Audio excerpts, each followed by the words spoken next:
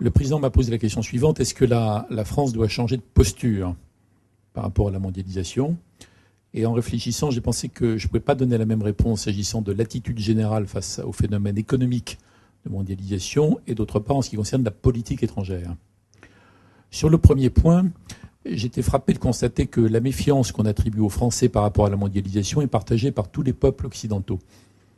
Et dans tous les peuples occidentaux, on voit qu'il y a une majorité de gens qui trouvent que la mondialisation a plus d'inconvénients que d'avantages, et c'est à peu près constant depuis des années. En revanche, ce qui caractérise les Français, c'est qu'ils manquent de confiance en eux. Il y a d'autres peuples qui disent, bon, il y a du bon et du mauvais, il y a plus de choses déstabilisantes, mais on va se débrouiller. Les Français, ils n'ont pas confiance en eux. J'ai regardé pourquoi cette attitude était enquistée, et je suis arrivé à la conclusion qu'il fallait sortir d'un manichéisme stérile, consistant à opposer des politiques de protection, des politiques de réforme, et trouver une combinaison intelligente, un policy mix, que d'ailleurs les autres pays pratiquent, mais il faut le rendre explicite et en faire une politique assumée comme telle, qui combine l'adaptation, la réforme, des protections, pas le protectionnisme qui n'a pas de sens globalement, mais des protections, comme le font d'ailleurs les États-Unis, mais aussi la solidarité plus efficace et plus rapide, mais aussi la régulation, à condition que ça soit plus efficace que ça n'était le cas depuis des années, où la régulation est un thème de discours creux en pratique. Ça se décline au niveau national et au niveau européen.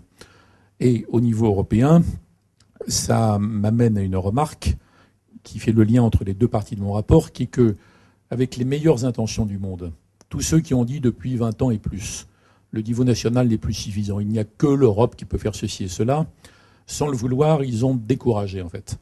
Ils ont déresponsabilisé les États, les nations, les gouvernements. Ils ont découragé les opinions publiques. Et donc, il faut arrêter de dire l'Europe comme si c'était une sorte d'entité qui allait se substituer à nous. Il faut arrêter de dire la communauté internationale, comme autrefois on aurait dit la Providence. La bonne question, c'est qu'est-ce que nous faisons au niveau national? Qu'est-ce que nous faisons au niveau européen? Qu'est-ce que nous faisons au niveau multilatéral? Deuxième partie, je me suis demandé s'il fallait changer fondamentalement la politique étrangère de la France, puisque c'était la question qui m'était posée, j'en ai profité.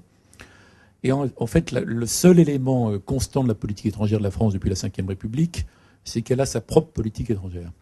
Ça paraît bête de dire ça, ça paraît une évidence, mais il y a deux courants de pensée qui avaient estimé que peut-être ça devait changer.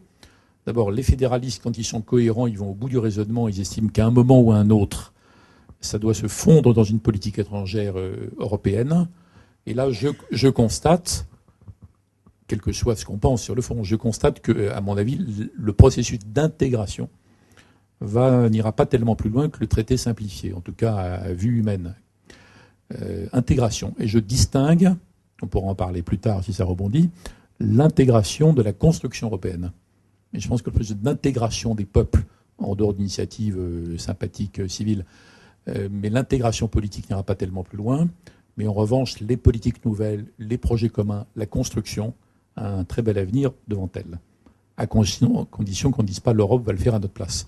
Donc il n'y a pas de remplacement des politiques étrangères françaises, britanniques, allemandes, suédoises et compagnie par une politique étrangère européenne globale. Il y aura une convergence pour avoir des actions communes. Et je m'interroge longuement, mais c'est peut-être plus loin de notre sujet de ce soir, sur une tentation qui est elle-même très forte, qui est à la fois la tentation atlantiste. On voit revenir dans la droite française des idées qui, à mon avis, ressemblent aux idées de la droite française d'avant le gaullisme. Et c'est présent dans la gauche française aussi. Et d'autre part, un occidentalisme, mais ça c'est encore autre chose, qui consiste à voir l'Occident un peu comme Huntington l'a décrit. Les gens prétendent être contre Huntington, mais en fait ils s'inscrivent dans ce cadre. Et moi je conclus que ce serait dangereux d'aller dans cette direction.